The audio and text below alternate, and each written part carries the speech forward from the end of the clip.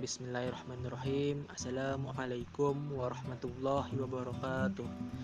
Pertama-tama marilah kita panjatkan puja dan puji syukur terhadap kehadirat Allah Subhanahu wa taala, karena berkat rahmat-Nya lah kami dapat membuat video ini.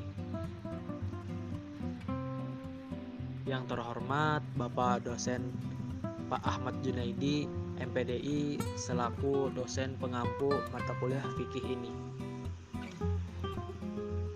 Di sini saya perwakilan dari kelompok 12 ingin menyelesaikan tugas UAS kami. Tugas UAS kami adalah disuruh membuat video tentang ada dua tema, yaitu hukum nikah online dan hukum jual beli online. Nah, yang kami ambil di sini adalah tema hukum jual beli online. Baiklah, langsung saja saya jelaskan serincinya. Izinkan saya memperkenalkan diri terlebih dahulu. Yang pertama ada saya sendiri, yaitu Yosi Pratama. Yang kedua ada Putri Suwaibatur Rojai. Yang ketiga ada Olvian Nur Yasin. Kami dari kelompok 12. Jadi hukum jual beli online ada yang melalui situs web, Instagram, Facebook, WhatsApp. Bagaimana juga hukum jual beli dengan sistem dropship? Berikut penjelasannya. Simak baik-baik. Yang pertama, jual beli emas dan perak, komoditas ribawi. Dalam kurung ya. Komoditas ribawi yang disyaratkan harus tunai dalam serah terima barang, dan uang tidak dibenarkan dilakukan melalui telepon dan internet. Karena yang terjadi adalah riba nasi'ah. Ada barang yang tertunda. Dalam hadis disebutkan, jika emas dijual dengan emas, perak dijual dengan perak, gandum dijual dengan gandum, syair, salah satu jenis gandum dijual dengan syair, kurma dijual dengan kurma, dan garam dijual dengan garam. Jumlah atau takaran atau timbangan harus sama dan dibayar kontan, dan artinya tunai. Jika jenis barang tadi berbeda, silakan engkau membarterkannya sesukamu, namun harus dilakukan secara kontan. Catatan, komoditas ribawi adalah ada 6 barang ya. Yang pertama ada emas, yang kedua ada perak, yang ketiga ada gandum halus, yang keempat ada gandum kasar, yang kelima ada kurma, dan yang terakhir yang keenam ada garam. Komoditas ribawi di atas dibagi menjadi dua kelompok berdasarkan kesamaan ilah atau sebab, yaitu kelompok 1 adalah alat tukar dalam kurung mata uang atau sebagai perhiasan emas dan perak. Kelompok 2 adalah makanan yang bisa ditakar atau ditimbang. Komoditas sesama jenis, misalnya emas dan emas. Ketika ingin dibarter harus ada 2 syarat yang dipenuhi. Tunai diserah terimakan dan jumlah takaran atau timbangan sama.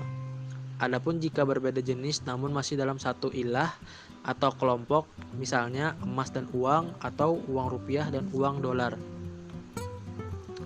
harus memenuhi syarat, yaitu tunai diserah terimakan. Contoh, penukaran yang tidak bermasalah. Penukaran mata uang asing melalui ATM hukumnya boleh karena penukaran yang terjadi adalah tunai dengan harga kurs hari itu. Selanjutnya akan saya serahkan kepada rekan saya, yaitu Putri Suwaibatur Rojai. Terima kasih.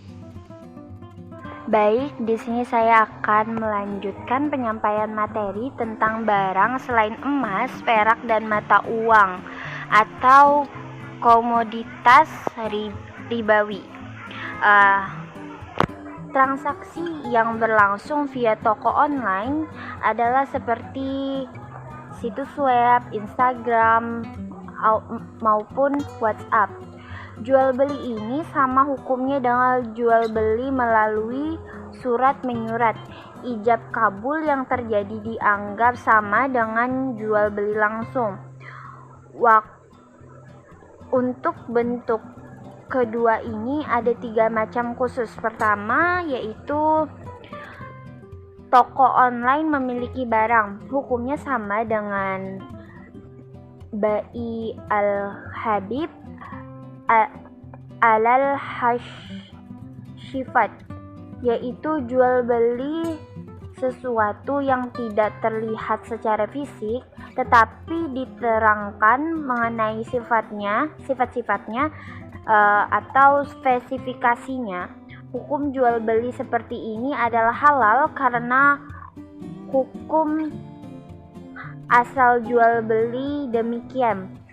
Allah Ta'ala berfirman, padahal Allah telah menghalalkan jual beli dan mengharamkan riba. Quran Surah Al-Baqarah ayat 275. Kemudian yang kedua adalah toko online merupakan wakil atau agen dari pemilik barang. Toko online ini berarti sebagai wakil dan status wakil dan hukumnya sama dengan pemilik barang.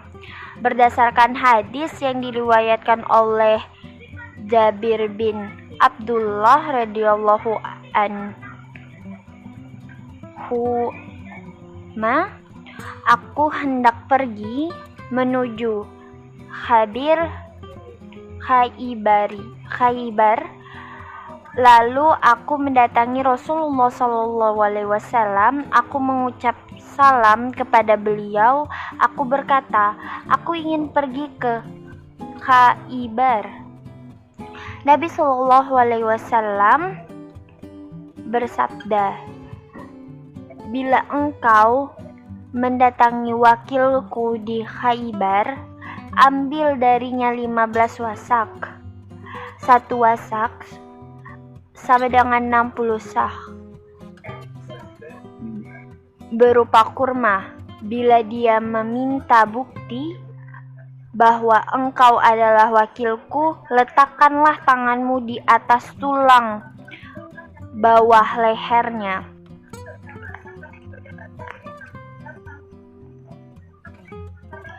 Hadis riwayat Abu Daud Hasan.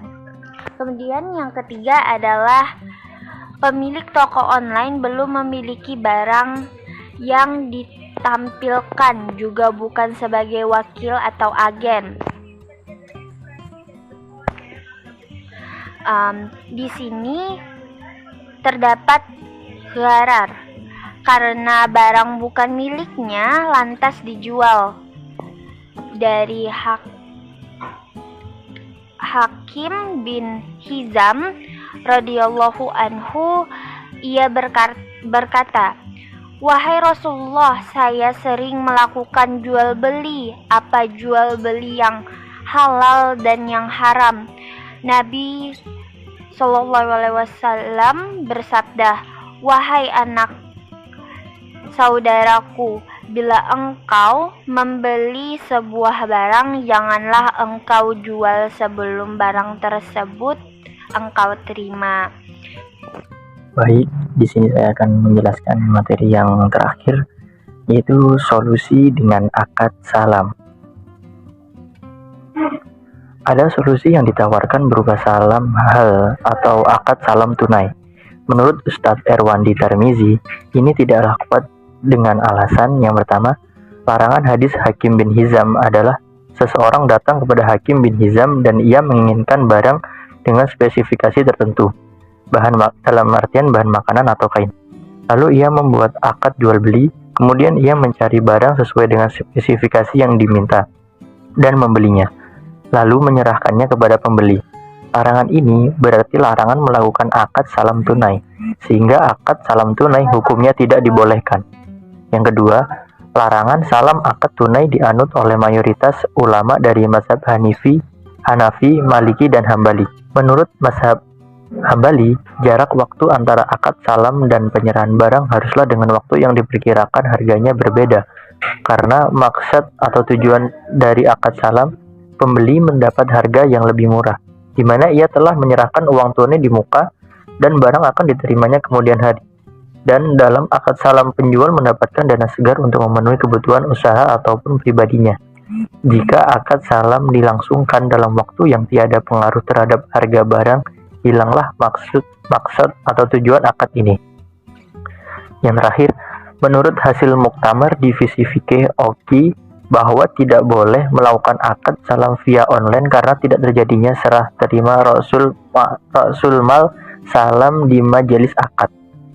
Itu ada beberapa catatan. Yang pertama, pendapat dalam mazhab Syafi'i yang masih membolehkan akad salam tunai atau salam hal dengan syarat barang tersebut ada di pasaran. Zakaria Al-Ansyari berkata, akad salam tunai dibolehkan, akan tetapi jika barang yang dipesan tidak ada, maka akad salamnya tidak sah. Baik, terima kasih. Itu penjelasan dari saya yang terakhir.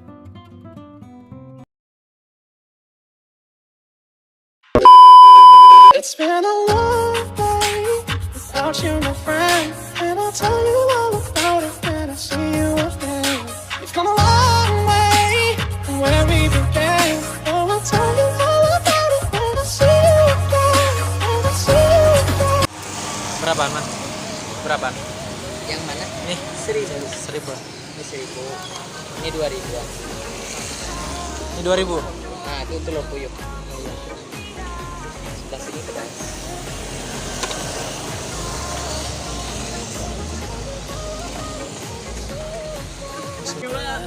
Nih, 5.000. Kasih. Nih. Tukarlah.